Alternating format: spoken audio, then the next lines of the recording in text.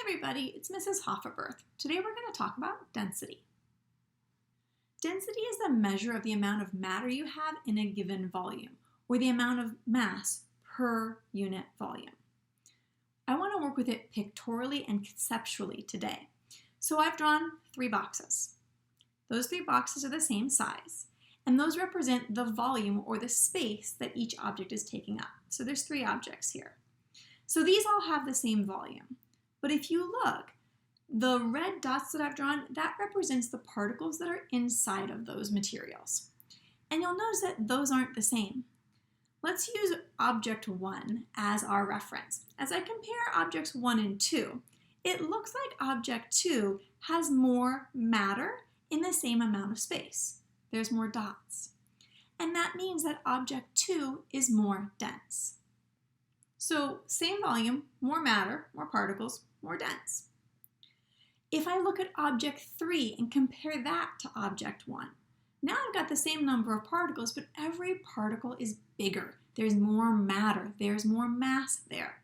So object 3 is going to be more dense as well compared to object 1 because there's more matter and more mass in the same amount of space.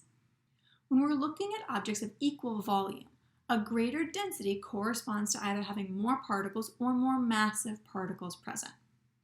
What if the volume changes though? Now I've got 6 boxes. The first 3 are the ones from the other page. Then I've got 3 at the bottom. This box on the left, this box has a volume that's about half of the original boxes. And as I look at it and I look at the spacing of the particles and the ratio of the number of particles, the matter present, to that volume, it looks to me like this box has a density that is very similar to box 2. Because although there's less volume, there's also less particles, and so the ratio stays the same. Looking at the second box, again, the volume is about half what it was before, and if I look at the spacing of those particles, this appears to have roughly the same ratio of mass or matter to space as box 1. Now the box on the far right is only about 1/4 of the size.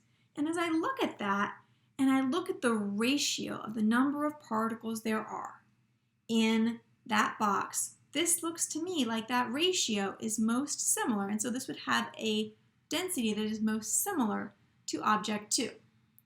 Perhaps this is the same material. Density is a characteristic of an object. So if you've got a small amount of, say, a rock, and a big amount, a large rock of the same type, the density will remain the same because although the large rock weighs more, it also has a greater volume. And so the ratio of matter or mass to volume stays the same. Density is about a ratio, and the fact that it doesn't depend on the size of an object because the ratio works out the same makes this what we call an intensive property. An intensive property is something that does not depend on the size of an object, just what its identity is.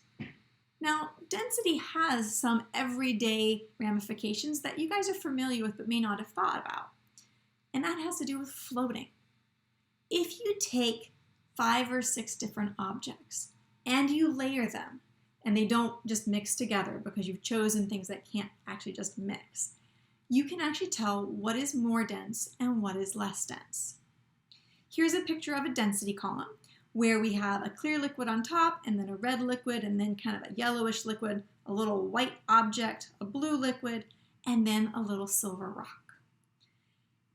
The material at the top is the least dense.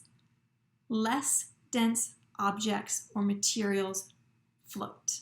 And so at the top is the least dense. So this colorless liquid, that's the least dense of all. The red liquid's a little more dense, but still less dense than the yellowish liquid down below, which is less dense than the white object, which is less dense than the blue liquid, and that silver rock at the bottom, that's the most dense thing at all. Here's my far from perfect particle visualization to represent what's going on in this density column. You see that as you move from top to bottom in this density column, the particles become packed closer together. There is more matter in the same amount of space. And so things are getting more dense. And as you go down, that last thing, that last rock has those particles most closely packed together. Now, this may not have the greatest overall mass. There's probably more of the blue liquid if you were to weigh it than there is of that little silver rock. But those particles are packed most tightly together, making it the most dense, and therefore it's going to sink and be on the very bottom. So conceptually, density is about how much matter you have in a particular amount of space or volume. And the more matter you have, either by having particles packed more closely together or by having each of those particles have more mass and just be a bigger particle, the greater your density is going to be. Density is an intensive property in that it doesn't matter how large a particular object is, as long as its identity is the same, the density will be the same, because as you increase the size of an object, you also increase its mass. And so the ratio stays the same. Density matters based on what it is, not how much of it you have.